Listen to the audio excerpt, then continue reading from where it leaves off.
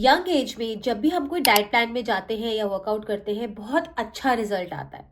लेकिन जैसे ही हम 40s क्रॉस करते हैं, वही डाइट फॉलो करने पर, वही एक्सरसाइज करने पर वेट हिलता ही नहीं है, इनफैक्ट बढ़ जाता है। और समझ ही नहीं आता कि क्या हो रहा है बॉडी के साथ, weight just doesn't move, right?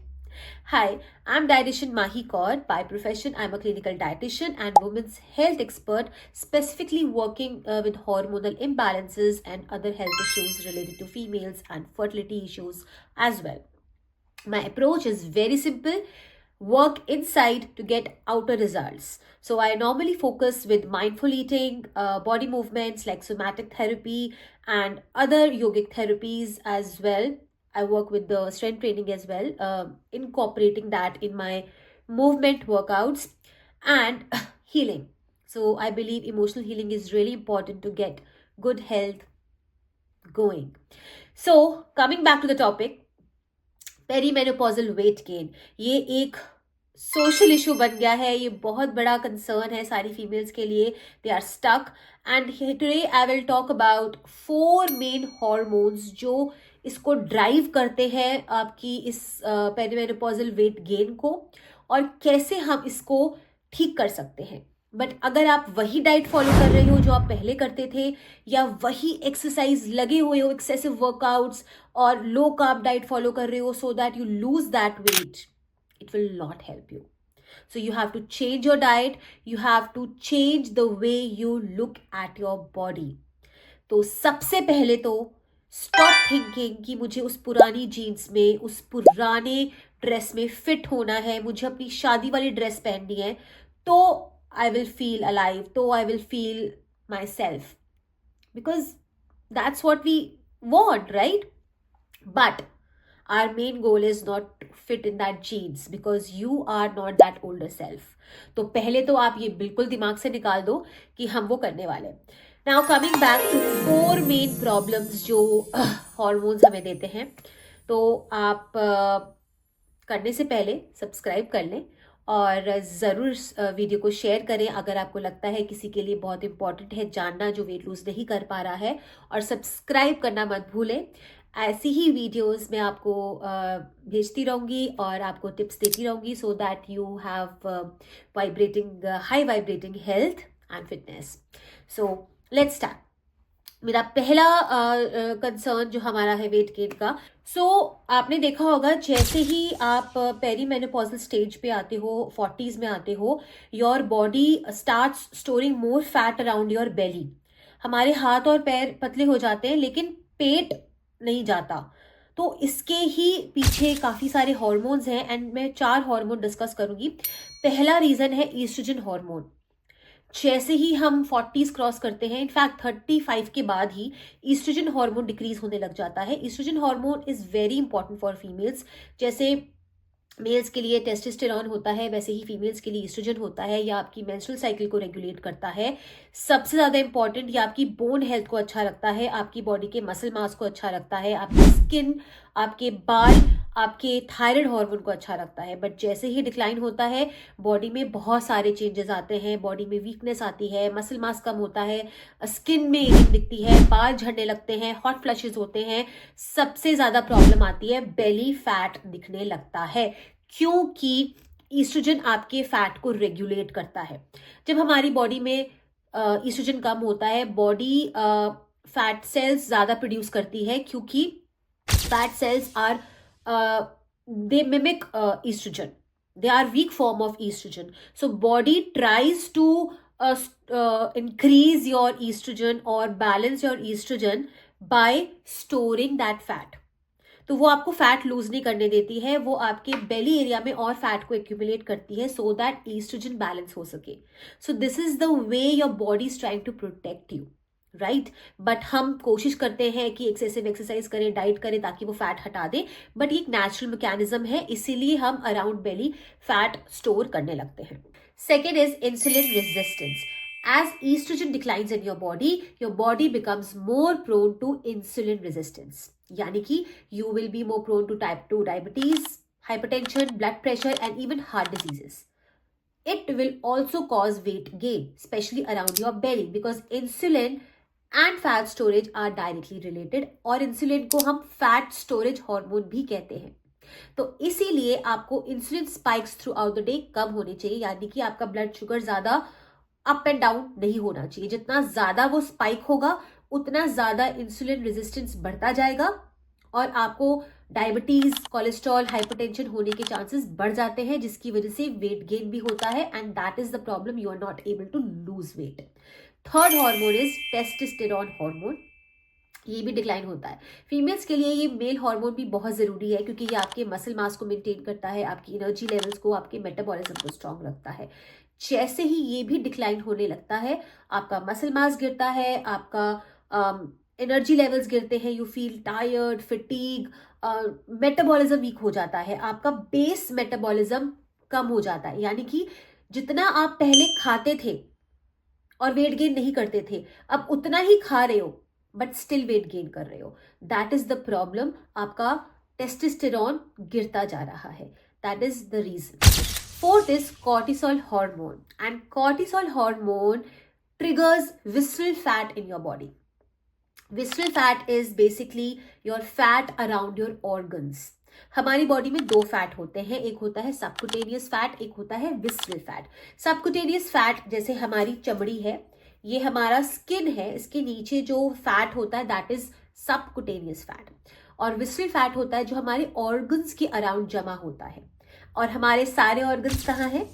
यहाँ पे, राइट। मोस्टली आपका liver, stomach, pancreas, everything is here, your gut. तो आपका ये मेन एरिया है, तो यहाँ पे जितना फैट स्टोर होता जाएगा उतना आपका वेट बढ़ेगा। तो मिड एज में क्या होता है? ज्यादा स्ट्रेस होता है, बच्चों का, घर का, professional life, and obviously you have more stress, you have seen more life when you are at 40, so more stress. और हम नॉर्मल स्ट्रेस को भी स्ट्रेस ही समझेंगे, because for body stress is stress, right. So more stress, more cortisol, more fat storage around your belly, क्योंकि वो visceral fat जमा हो रहा है, जो आपको कोलेस्ट्रॉल देगा, आपकी बॉडी में इन्फ्लेमेशन इंक्रीज करेगा, जिसे हम इन्फ्लेमेटरी फैट भी कहते हैं। सो बॉडी में इन्फ्लेमेशन बढ़ेगा, हाइपरटेंशन होगा, और टाइप 2 डायबिटीज, इंसुलिन रेजिस्टेंस, ये सब भी इंक्रीज होगा, वेट गेन तो होगा। ये 4 हॉर्मोन्स हैं जो डेफिनेटली आपको मेक श्योर करने हैं कि वर्क करें इन पे। अब वो 3 टिप्स क्या हैं जिससे आप स्टार्ट कर सकते हो अपनी जर्नी को, या अगर आप कर रहे हो so make sure that you are doing all these 3 things. So first approach is cycle smart approach. This is based on cycling your carbs, fats, proteins based on your menstrual cycle. And this approach I use with all of my clients. They get amazing results in their weight loss, fat loss, body composition, the way they look, and their hormones shift like, oh my god, like crazy. So definitely try this approach. ये बहुत detail में है और इसके लिए मैंने एक अलग से वीडियो बनाया है, मैंने इसका लिंक डिस्क्रिप्शन बॉक्स में डाल दिया है, उसको आप जरूर देखें। But in concise form, I will tell you that I have more focused on good fats and fiber. Fiber coming not from isabgol or any other form of supplement. No, it should come from fruits and vegetables, क्योंकि fruits and vegetables are more hydrating. They have more digestive enzymes, vitamins, minerals, antioxidants, जो आपकी body में oxidative stress को कम करते हैं, cortisol hormone को कम करते हैं, एंड आपके ईस्ट्रोजन लेवल को भी बैलेंस करते हैं, इंसुलिन रेजिस्टिविटी को कम करते हैं, शुगर स्पाइक्स को कम करते हैं। They are like blessing for you. So do include all these things in your diet. इसके कोई तोड़ नहीं है, इसका कोई सप्लीमेंट नहीं है, आपको फाइबर, फ्रूट्स एंड वेजिटेबल्स से ही लेना है, तभी ये सारे हॉर्मोन्स आपके बैलेंस होने शुरू होंगे, आपकी बॉडी में इन्फ्लेमेशन कम होनी शुरू होगी। दूसरा एम्फेसिस इसमें मैं करती हूँ गुड फैट्स। गुड फैट्स हमें ओमेगा 3 होते हैं, तो डिटेल में उसमें मैंने वीडियो में बताया है, बट ओमेगा 3 लेना बहुत जरूरी है, क्योंकि हमारी डाइट्स में omega 6, omega 9 is already there, but omega 3 हमेशा कम होता है, और ओमेगा 3, 6, 9 का बैलेंस होना बहुत जरूरी है। तो इसको आप चाहे डाइट के थ्रू लो, जैसे फिश हो गया, फ्लैक्स सीड्स, वॉलनट्स, या फिर एक सप्लीमेंट के तौर पे लो, ठीक है, बट इसको बैलेंस करो। अब इसका फायदा क्या है? अगर आप ओमेगा 3 लेते हो, it will improve your HDL, high density lipoprotein यानी कि गुड कोलेस्ट्रॉल आपका बढ़ेगा बॉडी में, जो आपके बैड कोलेस्ट्रॉल को कम करेगा, आपके बॉडी में जो विसरल फैट है उसको कम करेगा, आपकी बॉडी में इन्फ्लेमेशन को हटाएगा, आपकी ब्लड प्रेशर पे वर्क करेगा, आपके अगर आपको कोई हार्ट प्रॉब्लम है उस पे वर्क करेगा. सो it is very very important. And yes, आपकी बोन हेल्थ पे भी वर्क करेगा और स्किन एंड बालों पे तो करता ही है. तो it is endless list, but yes, omega 3 good fats are really important at this stage of life. तो डेफिनेटली उसको लेना है, इसीलिए मैं बार बार इसे एम्फेसिस कर रही हूँ. और ये आपके वेट लॉस में भी हेल्प करेगा. कई लोग ये करते हैं कि फैट खाना छोड़ देते हैं ये सोच के कि वेट गेन हो रहा है तो no oil, no ghee, nothing, zero fat पे चले जाते हैं. बॉडी और फैट स्टोर करेगी. I told you, because your fat cells they mimic estrogen. तो बॉडी, आप जो भी खाओगे बॉडी उसको स्टोर करती जाएगी करती जाएगी करती जाएगी. तो it's better you feed your body good fats. तो आपकी बॉडी फैट स्टोर नहीं करेगी, right? So it is important to understand it is a natural mechanism. तो उस पर ध्यान हमें देना बहुत जरूरी है. सो दूसरा है leverage your morning cortisol for fat loss. Yes, as I told you कि मॉर्निंग में, नहीं मैंने शायद नहीं बताया, लेकिन मॉर्निंग में हमारा कॉर्टिसोल ज्यादा होता है, because obviously when you get up your stress hormone is more, तभी आप कुछ काम करते हो, आप में एनर्जी होती है and you start doing your work.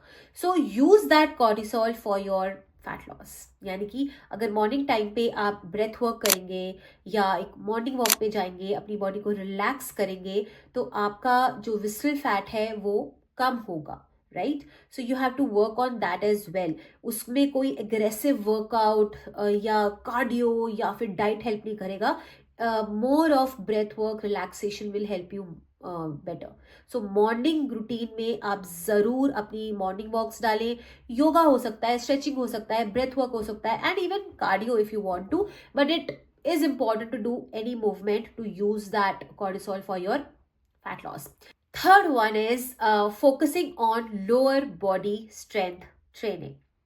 Yes, strength training, weight training हम बहुत सुनते आ रहे हैं और ये इतना ज़्यादा हाइप हो गया है इसका कि कई फीमेल्स ने 40 की एज में ही स्ट्रेंथ ट्रेनिंग शुरू करी है, जिम जाके वेट लिफ्टिंग स्टार्ट करी है, और उसकी वजह से इरिवर्सिबल इंजरीज हो रही है, बैक पेन बढ़ रहा है, बॉडी पेन बढ़ रहा है, मसल सोरनेस हो रही है. तो बहुत प्रॉब्लम्स फेस करनी पड़ रही है इस एज में जब हम स्टार्ट करते हैं.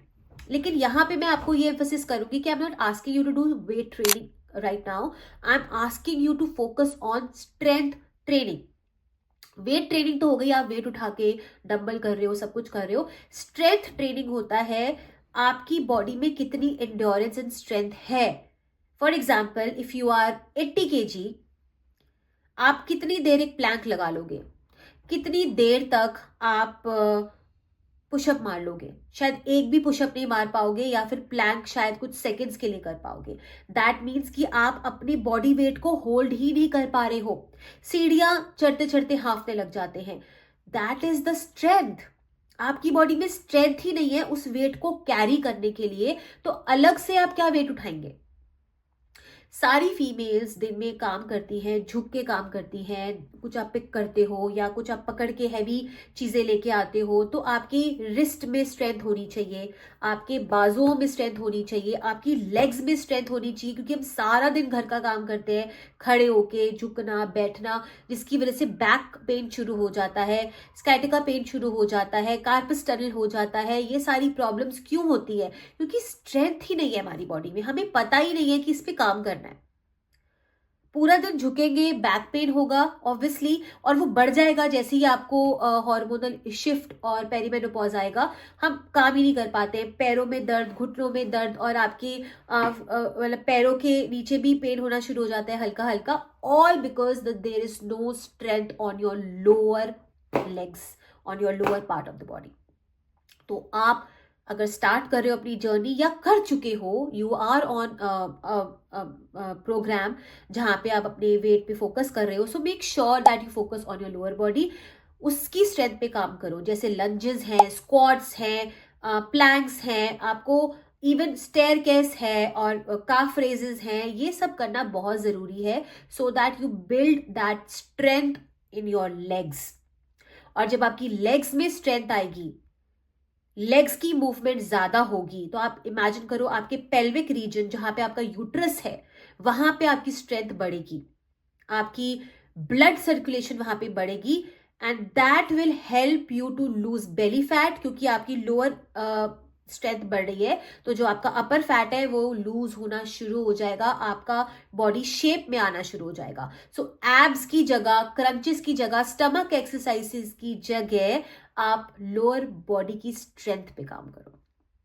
That is my third tip to you. And ये 3 टिप्स अगर आप करते हो, even if you start with this or you add on to this in your routine, you will see tremendous change the way you look. I'm not saying you might not lose any weight, but you will see the shift in your energy levels, in your metabolism, in your skin, in your hair, and your inch loss will be there because your body shape will change. You will look better, you will look more defined. So start doing this, and मुझे comment पे लिखना मत भूलें कि आपको कैसा लगा और कैसा आपका रिजल्ट आया, जरूर मुझे कमेंट में बताएं। और if you have any question you can write it down on the comment box और you can email me, that is also there in the description if you don't want to share with anybody else. And जाने से पहले please subscribe करना ना भूलें। अब तक आप यहाँ आ चुके हैं, इस वीडियो को एंड तक देख रहे हैं, तो डेफिनेटली आप सब्सक्राइब कर लें सो दैट जब भी मैं कोई नेक्स्ट वीडियो डालूं आपको मिल जाए। और ये वीडियो उन सबसे शेयर कीजिए अगर आपको लगता है उन्हें हेल्प करेगी, to your loved ones, your mother, teacher, sister, friend और any relative. Please do share this video if it can help somebody, right? So हम चलते हैं, स्वस्थ रहें, मस्त रहें, मिलते हैं जल्दी, बाय बाय।